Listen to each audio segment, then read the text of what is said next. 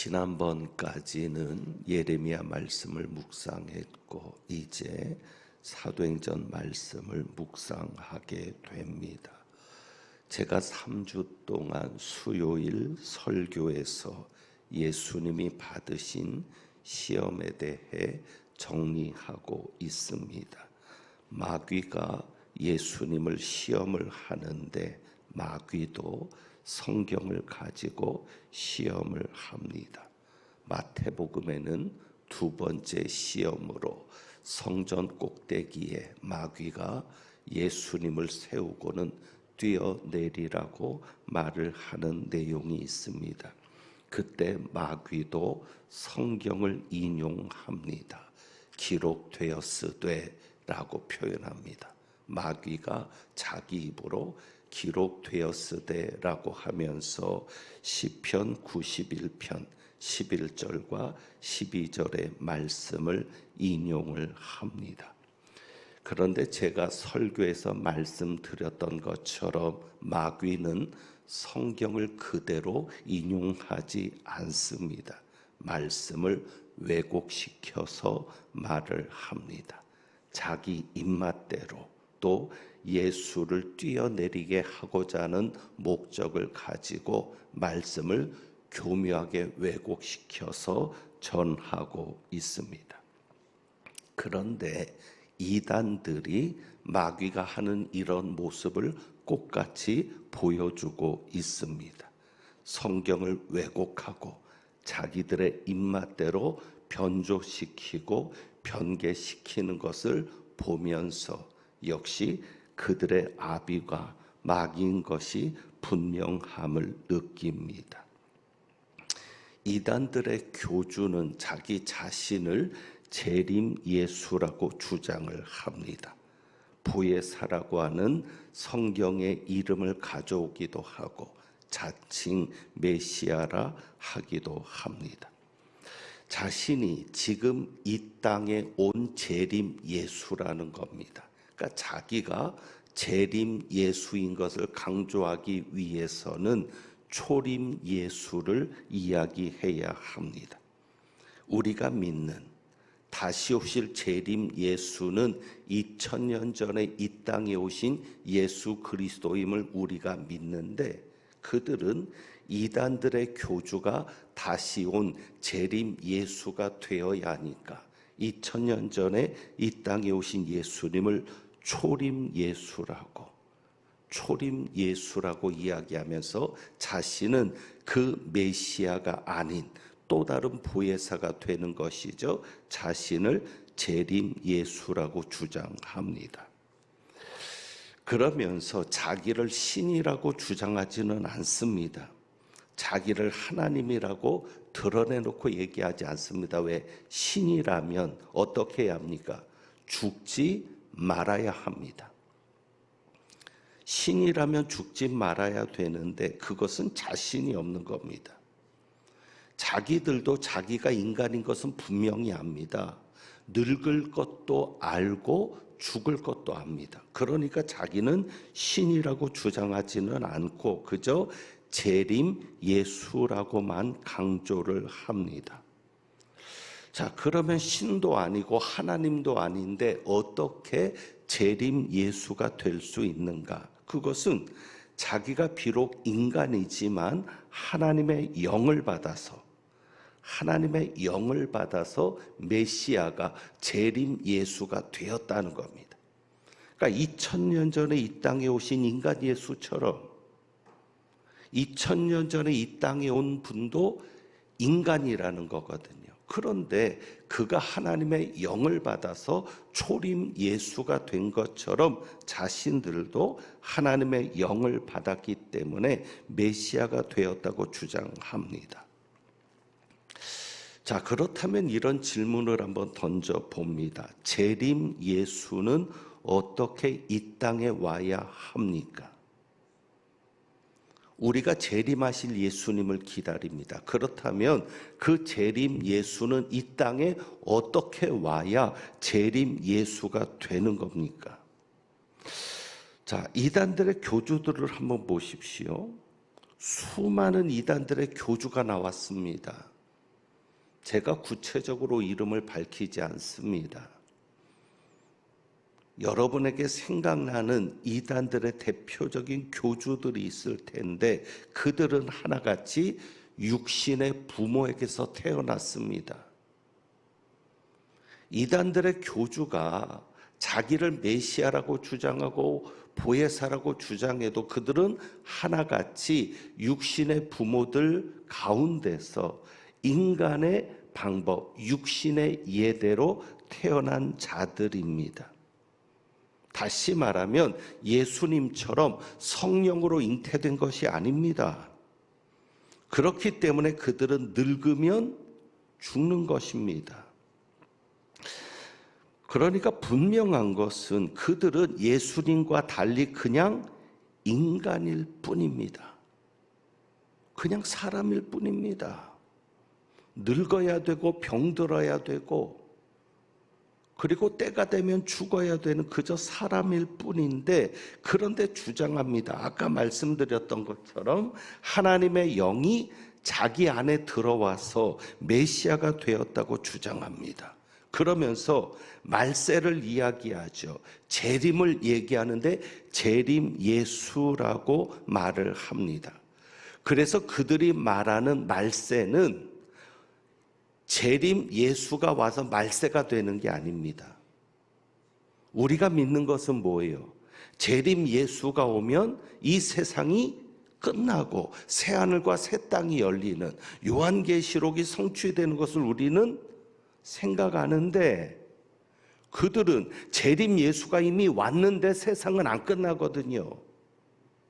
자기들이 재림 예수인데 재림 예수가 재림했는데도 세상은 그대로 있으니까 그들이 주장하는 게 뭐냐면 재림 예수가 와서 세상이 끝나는 게 아니라 심판을 준비한다라고 말합니다. 점점 끝을 향해 가고 있다는 이야기죠. 자, 어쨌거나 그들은 재림 예수인데 부모에게서 태어났습니다. 그러면 진짜 재림하실 예수님은 어떻게 오셔야 합니까? 성경은 재림 예수가 어떻게 오실 것이라고 말씀하고 있습니까? 분명한 것은 예수님은 하나님의 영을 받아서 메시아가 된 것이 아닙니다. 우리가 지금 사순절을 보내고 있지 않습니까? 하나님이신, 말씀이신 하나님인 예수님이 사람으로 태어났습니다. 그래서 그분은 완전한 신이시면서 하나님이시면서 완전한 인간이십니다. 육신의 부모를 가지고 태어났지만 우리처럼 태어나신 것이 아니라 요셉의 도움이 전혀 없는 그저 마리아의 몸을 빌어서 태어난, 그래서 우리는 사도신경을 고백할 때마다 어떻게 고백하고 있습니까? 그는 성령으로 잉태되어. 그러니까 예수님은 성령으로 잉태되신 겁니다. 말씀이신 성자 하나님이 그저 육신을 입고 오신 겁니다.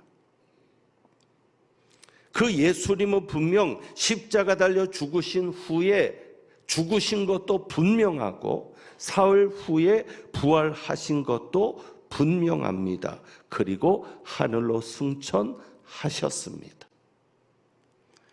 예수님이 부활하신 것이 분명하다는 것은 3절에도 말합니다. 3절을 볼까요?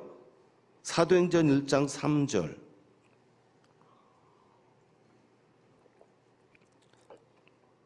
그가 고난 받으신 후에, 고난 받으신 것은 십자가의 죽으심까지 말합니다. 또한 그들에게 확실한 많은 증거로 무엇을 나타내셨다? 친히 살아 계심을 나타내셨다. 친히 부활하신 예수님이 친히 자신이 부활한 것을 많은 증거로 사람들에게 나타내 주었습니다. 그래서 사도 바울이 고린도 후서에서는 예수님의 부활을 목격한 많은 사람들에 대해서 이야기하고 있습니다. 그러니까 예수님의 부활은 많은 사람들이 보고 목격하고 증인이 되는 분명한 사실입니다. 그리고 또 하나의 분명한 사실이 있는데, 그것은 예수님께서 하늘로 올라가시는 승천의 모습입니다. 자, 9절을 한번 보시죠. 9절. 우리가 오늘 읽은 본문인데, 이 말씀을 마치시고, 이 말씀은 사도행전 1장 8절의 말씀이죠. 우리가 잘 아는 말씀입니다. 이 말씀을 마치시고 어디에서? 그들이 보는데 올려져 가시니. 예수님 혼자 승천한 게 아닙니다. 아무도 본 사람이 없으면 거짓말을 할 수 있을 겁니다. 하지만 그들이 보는 데서 분명한 겁니다. 그러니까 예수님께서 하늘로 올라가시는 모습을 제자들이 보았습니다. 그들이 보는 데서 올려져 가시고 9절에 구름이 그를 가리어 보이지 않게 하더라. 그리고는 10절에 올라가실 때 제자들이 어떻게 쳐다보고 있더라? 어떻게? 자세히. 10절에 분명히 말하죠. 구름이 가리워지는데, 그 구름에 가리워져서 올라가시는데 제자들이 어떻게? 대충 자세히 하늘을 쳐다보고 있는데,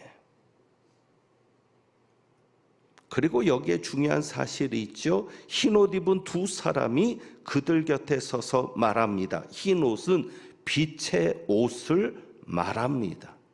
단순한 흰옷이 아니라 예수님께서 변화되실 때 보여주셨던 그 옷, 그것처럼 빛의 옷을 입은 자들 둘이 있는데 천사들입니다. 그 천사들이 중요한 말을 합니다. 11절이죠. 이것이 예수님의 재림에 관련된 중요한 말씀입니다. 이르되 갈릴리 사람들아 어찌하여 서서 하늘을 쳐다보느냐? 너희 가운데 하늘로 올려지신 이 예수는, 그 예수가 와야 됩니다. 하늘로 올려지신 그분, 그 예수는 어떻게 오신다? 인간의 몸에서 태어나신다? 아니죠. 어떻게 오십니까? 하늘로 가심을 본 그대로 오시리라. 자, 이제 분명해지는 것이 있습니다. 재림 예수는 어떻게 오셔야 합니까? 하늘로 올라가신 그대로 오셔야 합니다. 여러분, 흔들리시면 안 됩니다. 속아서도 안 됩니다. 인간의 몸에서 태어나면 재림 예수가 아닙니다. 그들이 성경을 말하려고 한다면 성경대로 믿어야죠. 왜 자기들이 믿고 싶은 것만 믿고, 자기들이 사용하고 싶은 말만 사용하고, 이런 말씀은 그대로 뺍니까? 예수님은 승천하셨습니다. 하늘로 올리워지셨습니다. 그리고 하나님 우편에 지금 앉아 계십니다. 이 땅에 와 있지 않습니다. 하나님 우편에 계시는 것을 스데반이 순교하는 자리에서 영안이 열려서 봅니다. 그가 하나님 우편에 계신 것을 내가 본다. 그 하나님의 우편에 계신 예수님이 다시 오시는 겁니다. 그런데 이단들의 교주는 사람에게서 태어났습니다. 자, 그럼 이것을 설득시켜야 되잖아요. 그래서 뭐라고 얘기하냐면, 말씀을 왜곡하는데 시험하는 마귀처럼, 예수님을 시험했던 마귀처럼 말씀을 왜곡합니다. 자, 9절에 보면 이렇게 기록되어 있어요. 9절에 구름이 그를 가리어 보이지 않게 하더라. 예수님께서 하늘로 올라가실 때 구름이 예수님을 가려서 보이지 않게 했다. 그런데 이것은 단순히 가리는 것이 아닙니다. 예수님이 올라가는 걸 보지 못하러 구름이 가린 게 아니라 구름에 받들려서 올라가시는 듯한 표현입니다. 그러니까 우리가 단순하게 다시 말한다면 이렇게도 말할 수 있을 겁니다. 구름을 타고 올라가시는 것 같은 모습입니다. 자, 그런데 승천하실 때 구름을 타고 올라가셨던 예수님이 재림할 때도 무엇을 타고 재림하신다 그래요?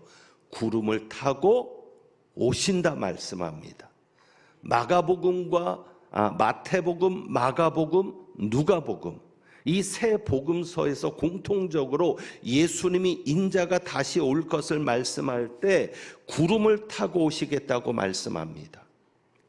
왜 구름을 타고 오신다고 말씀하는가 하면 다니엘서가 그렇게 기록하고 있었거든요. 인자 같으니까 구름을 타고 오시는 겁니다. 그러니까 다니엘서가 예언하는 그 메시아, 그 하나님이, 그 인자가 바로 예수 그리스도임을 분명히 하는 것이고, 예수님은 자기 스스로도 구름을 타고 다시 올 것을 말씀합니다. 계시록에서도 그렇게 이야기를 합니다. 자, 그러니까 구름을 타고 오셔야 예수님인 겁니다. 이단들의 교주는 구름을 타고 오지 않습니다. 그래서 주장을 하는 게 뭐냐면, 그들은 영적 재림을 주장합니다. 영적 재림. 육체적 재림이 아닌 거예요. 영적 재림. 그러니까 자기들은 육신적으로 태어났잖아요. 그러니까 육신적으로 예수님이 그대로 오시는 게 아니라 부활하신 예수님이 승천하셔서 하나님 보좌 우편에 계신 그대로 그 육신을 입으셨던 그분, 부활하신 몸을 가지신 그분이 육체적으로 재림하는 게 아니라 그대로 오는 게 아니라 영적 재림이다. 무슨 얘기예요? 자기가 인간으로 태어났지만, 사람으로 태어났지만 영적 재림, 하나님의 영이 내 속에 들어와서 재림 예수로 왔다. 그게 영적 재림이거든요. 자, 그러면 구름을 타고 오신다 그랬는데, 그래서 그들이 주장하는 게 무엇입니까? 구름은 인간을 비유한 것이다 라고 말합니다. 성경이 말하는 구름은 실제 구름이 아니라 예수님, 초림 예수가 사람으로 오지 않았느냐. 초림 예수도 사람으로 왔듯이 재림 예수도 사람으로 온다. 그런데 구름을 타고 온다는 것은 그 구름이 사람을 비유한 표현이다. 그래서 구름을 타고 오신다는 게 실제 구름을 타고 오는 게 아니라, 봐라, 너희가 과학적으로 생각해도 어떻게 구름을 타냐? 구름은 그냥 수증기 덩어리인데. 맞습니다. 그러니까 그것은 그냥 비유다. 무슨 비유냐?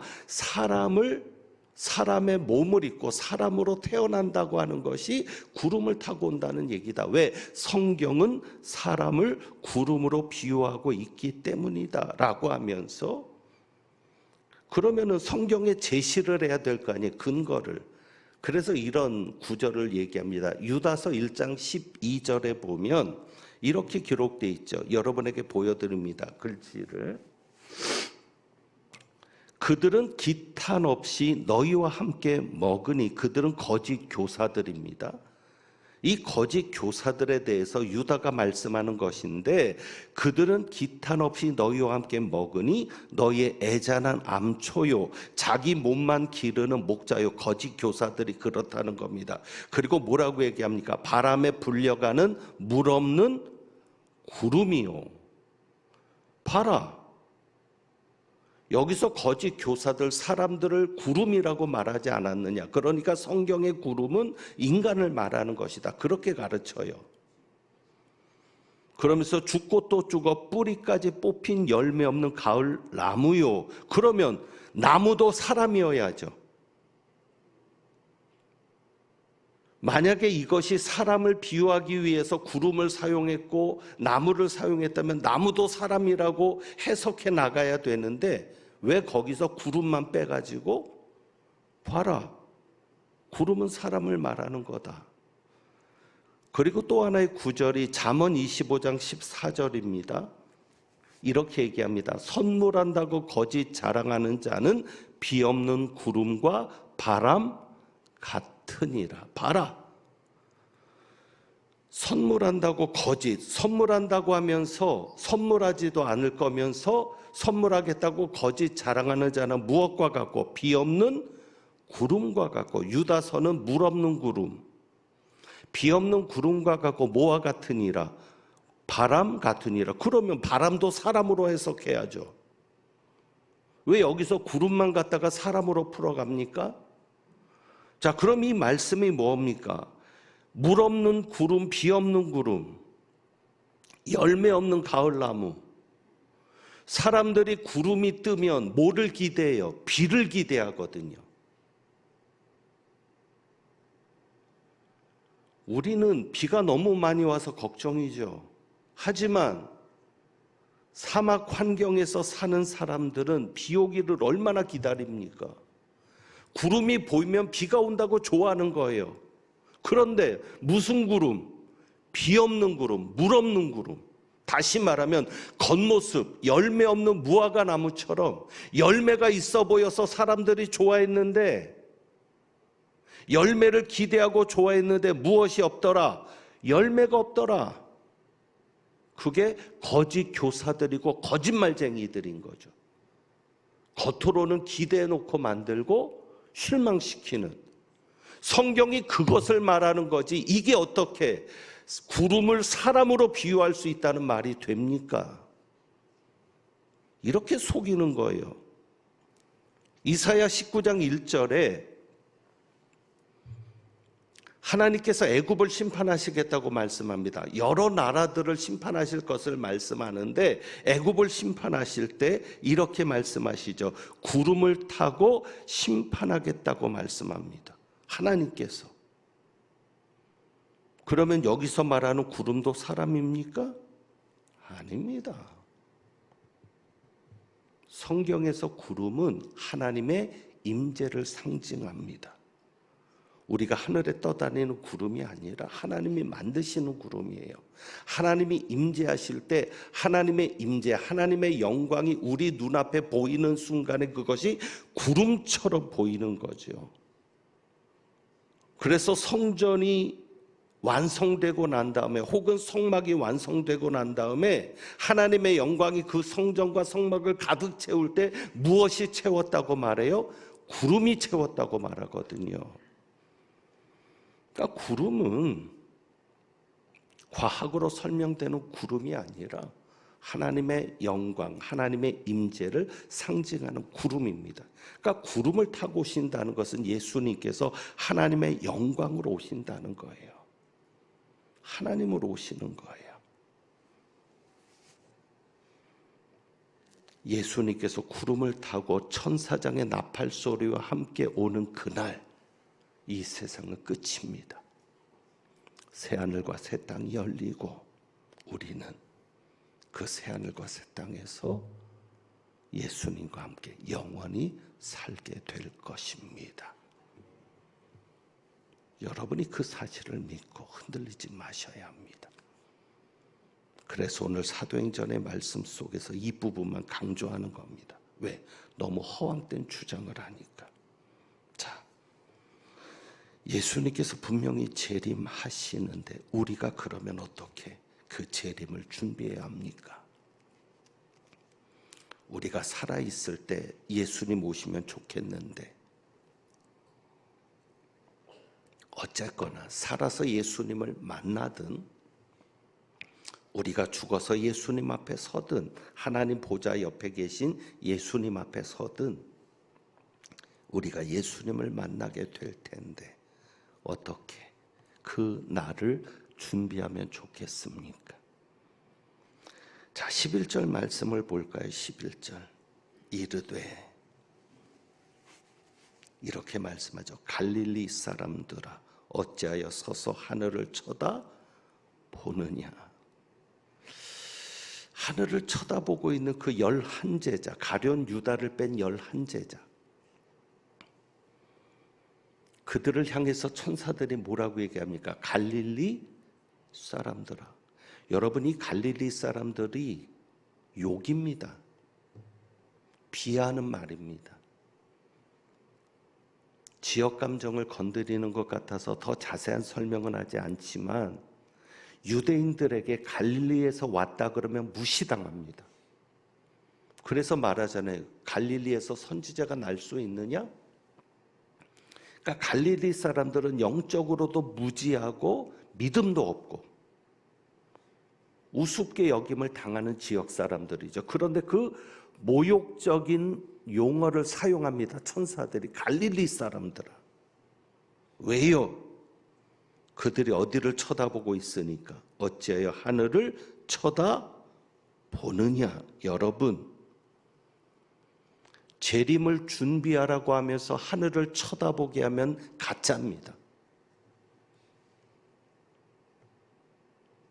우리가 예수님의 재림을 준비한다면 땅을 봐야 합니다. 하늘만 쳐다보고 사는 것은 재림 준비가 아닙니다. 예수님이 재림하니까 재산을 다 정리해서 같이 삽시다. 이제부터는 예배만 드리고 삽시다. 이제부터는 찬송만 하고 삽시다. 예수님 오실 때까지 그렇게 삽시다. 이단들이 속이는 겁니다. 성경은 그렇게 말하지 않습니다. 하늘로 올려진 그 예수가 너희가 본 그대로 다시 오실 것이다 말할 때 천사들은 오히려 책망하면서 말합니다. 어찌하여 하늘을 쳐다보느냐. 예수님이 다시 오실 때까지 예수님이 말씀하신 게 있잖아요. 그게 뭐요? 사도행전 1장 8절 오직 성령이 너희에게 임하시면 너희가 권능을 받고 예루살렘과 온 유대와 사마리아와 땅 끝까지 이르러 내 증인이 되리라. 하늘 보지 말고 예루살렘 보고 유대 보고 사마리아 보고 땅 끝까지 보면서 사명 감당하면서 증인으로 살면서 예수님이 다시 오실 것을 기다려라. 그것이 재림 준비입니다. 여러분, 하늘만 쳐다보며 사는 자는 갈릴리 사람들입니다. 갈릴리 사람들이 아닌 우리는 누가 되어야 합니까? 예수님의 증인이 되어야 합니다. 예수님의 재림을 기다린다면 교회 안에서만 있어서는 안 됩니다. 예수님 오실 때까지 사명 감당하며 살지 않으면 부끄러운 구원을 받게 될 것입니다. 여러분이 살아야 될 곳은 땅입니다. 여러분이 사명을 감당해야 될 곳은 땅입니다. 그런데 어디서부터요? 예루살렘부터. 여러분이 예수님의 증인으로 살아가야 되는데 그것을 위해서는 가까운 곳에서부터 예수님의 증인이 되어야 합니다. 여러분이 집에서도 예수님의 증인이 못 되면 소망 없습니다. 여러분의 예루살렘은 집입니다. 가족들에게 먼저 예수님의 증인으로 사십시오. 여러분에게서 예수님이 보여지게 사십시오. 그리고 여러분의 이웃, 직장, 그리고 점점 더 여러분이 넓혀 가야 합니다. 정말 여러분이 예수님의 재림을 기다리는 사람들이라면 하늘만 바라보지 말고 땅을 쳐다보며 여러분의 사명이 무엇인지를 깨달으며 그 사명을 찾고 사명을 감당할 수 있기를 원합니다. 그 사명을 감당하기 위해서는 성령을 받아야 합니다. 오직 성령이 너희에게 임하시면 성령님이 여러분을 도우셔야 여러분이 성령님과 함께 해야 사명을 감당하며 살 수 있습니다. 성령님을 모시기 위해서 가장 중요한 것이 무엇입니까? 기도입니다. 그래서 사도들이 한 것이 무엇입니까? 기도한 겁니다. 예루살렘을 떠나지 말고 아버지께서 너희에게 약속하신 것을 기다려라. 그분이 성령님이신데. 그러니까 성령이 역사하는 교회, 성령이 역사하는 가정 되려면 기도밖에 없습니다. 여러분의 기도가 살아날 수 있기를 원합니다. 이번에 음식 나눔 잔치를 합니다. 아주 좋은 기회입니다. 예루살렘부터, 우리 가족부터, 나오지 않는 가족들을 초청하시고, 나오지 않는 친구들을 초청하시고, 여러분의 가까운 데서부터, 초청이에요. 전도가 아니에요. 전도하면 부담되지만 음식 먹으러 가자, 교회 밥 먹으러 가자고 하는데 교회라는 게 좀 거시기하지만 식당으로 가자면 쫓아오겠는데 교회로 가자니까 좀 거시기할지 몰라요. 하지만 밥 먹으러 가자 그러면 좋잖아요. 그래서 밥 먹으러 가자고 데리고 나오십시오.